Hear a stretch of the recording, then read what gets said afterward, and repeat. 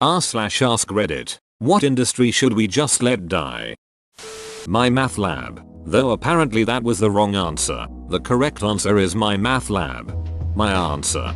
3.8. Correct answer 3.8. I hate my math lab.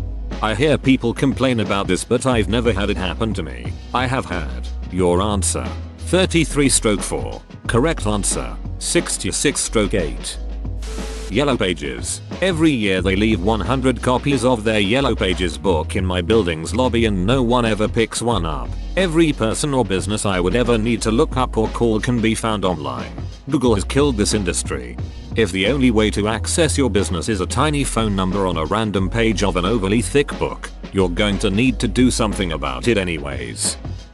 Commercials that play on old people's fear. Well, if Fonzie says reverse mortgages are a good idea, who am I to disagree? We call that a Fonzie scheme. Give us all your personal information so we can scan the dark web for your personal information and then lose your info to a hacker who will sell it on the dark web. I lose my shit every time I see that commercial. You got everyone's data hacked. Your poor security. Your shitty ducking system that no one wants to be a part of. Now you want to charge people for you to protect them from you? This is ducking extortion. And the ducking dark web. Ducking really? How are you scanning the dark web, Experian? You got a white paper on that? No, it's the dark web, they got a black paper. Ticketmaster. I'm fine with there being a website for reselling tickets. The problem is just how abused the system is. Scalpers selling in bulk, convenience fees, and just plain jacking up prices really pisses me off. For-profit prisons. I read somewhere that an ideal prison system should put itself out of business. Imagine if private prisons got awarded new prisoners based on whoever has the lowest recidivism rates. Televangelism. A number of years ago, my sister moved to Oklahoma and took a temp job advertised as a check processor for a non-profit. I'm happy to hear she's getting settled. 3 days later, she calls me up for sisterly advice. Says she needs the money, but feels like she should quit. I'm fully prepared to give her the pep talk, until she breaks down and tells me that her new job is opening envelopes filled with checks and prayer requests. They process thousands of checks per hour and toss all the accompanying prayer requests in the dumpsters. She was basically working for the Robert Tilton lockbox. The very scenario that had gotten the dude in trouble years earlier was somehow still receiving donations at a marked clip. She quit soon after our conversation and contacted the authorities. Not sure if he was ever shut down.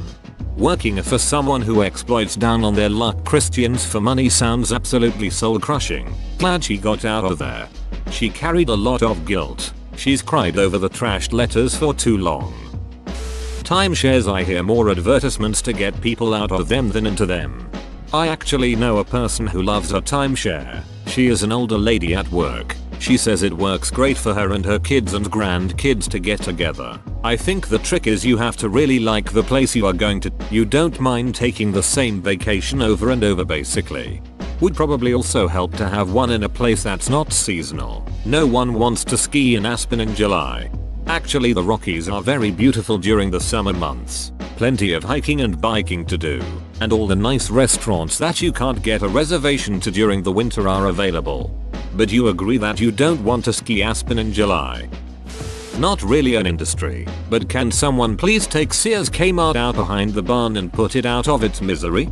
Our last Sears in Canada closed this week. In their final hurrah, Sears had a huge inventory liquidation sale. But there was a big controversy because a lot of the sale items were actually increased in price. Goodbye Sears, you won't be missed. The sad part is Sears could have been Amazon. I mean, they basically started out as something along those lines. Man, they missed the mark. When Sears started the catalog business, they were Amazon. There was nothing else like it. You could shop and browse, then put in your order, eventually just over the phone, and it would just show up on your doorstep. They just didn't keep up when the sales business began changing directions. And when they did follow along, it was just too late. The part of YouTube that continues to feed and fund people like Paul Brothers and Rice Gum while people who create content and work on them for days at a time to entertain their fans get the long shaft of the monetization. Also weird as Elsa video and such that has been ignored for years and cause a few advertisers to pull away once the media report it. Anything the millennials are killing. Like Applebee's if I'm in the mood for cheap bar food. Why would I pay restaurant prices for a bar themed restaurant when I could actually go to a cheap bar? But much more importantly, diamonds. Diamonds are a lie. They literally just made up the fact that diamonds are rare and desirable and watched millions fall for the advertisements while exploiting African people. Millennials are killing the overpriced taxi industry here and don't I love it. Sex trafficking, child prostitution should really be stopped. Preferably not with the death of the workers, but with the incarceration of the traffickers' pimps. I know a girl that fell victim to lover boys at 12, got saved at 14. She's a great person, really smart, a pleasure to be around when she's living in the moment, very upbeat and happy, but boy did it duck her up mentally, very severe self-harm, her arms are covered in scars, dissociations and afraid of old men, she must have gone through hell. I'm not one to often give a shit, but seeing such a great person suffer really sucks. Is lover boys a stand-in for some human trafficking ring or some specific brand? I thought it was an English term, but apparently it's only mostly used in the Netherlands. They're guys that earn the trust of vulnerable teenage girls and groom them for prostitution, usually as boyfriend. Cable, specifically Comcast.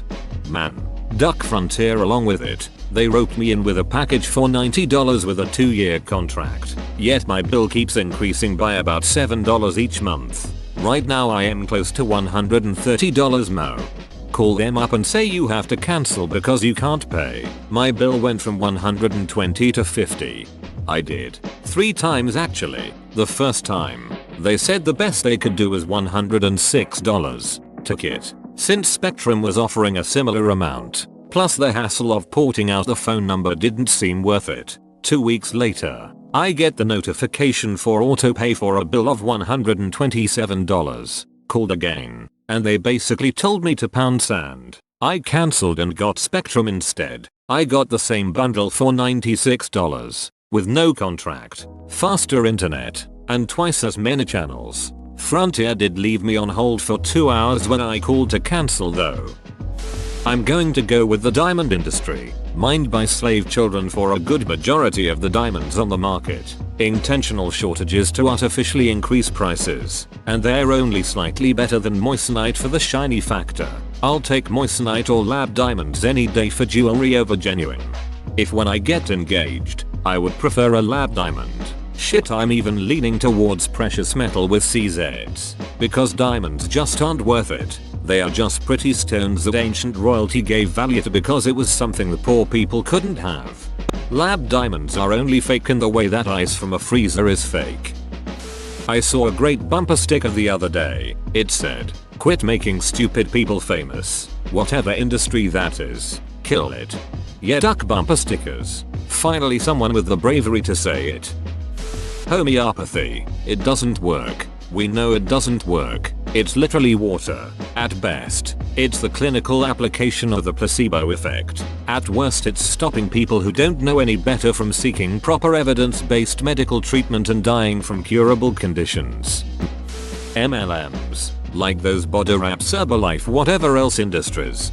As a former company-side employee of multiple MLMs, I couldn't agree with you more. There is a finite group of people who will make good money in that industry, and it comes at the cost of alienating or indoctrinating every family member or friend you have and making every new person you meet a potential mark. They'll put dollar signs in your eyes and encourage you to chase sales goals at any cost. Think of them as cults, because that's what they are. They have their own language, insider terminology that make the uninitiated want to understand. There's almost always a founding visionary or two and a hot pimp hand of ground floor of brokers they trot out at every rally or meeting you attend. I could talk about this topic, the good and the bad, for days.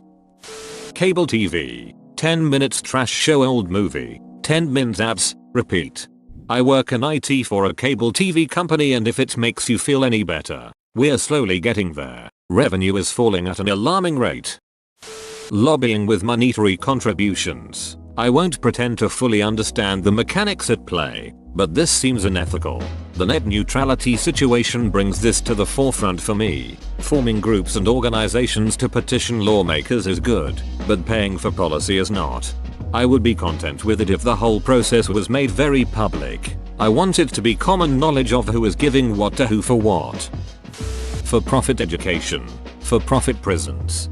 They are literally just doing what the government paid them to do. House more and more criminals. If we restructured the incentives so the companies got paid for reducing recidivism, increasing productive output of its ex-prisoners, decreasing mental health issues and violent episodes, then chances are private prisons would become models of how to rehabilitate criminals. We could then implement their policies in public prisons. Make it so they don't get paid for volume. They get paid for quality outcomes. Million reasons this might not work, but since our public prisons are horrible too, then might as well try.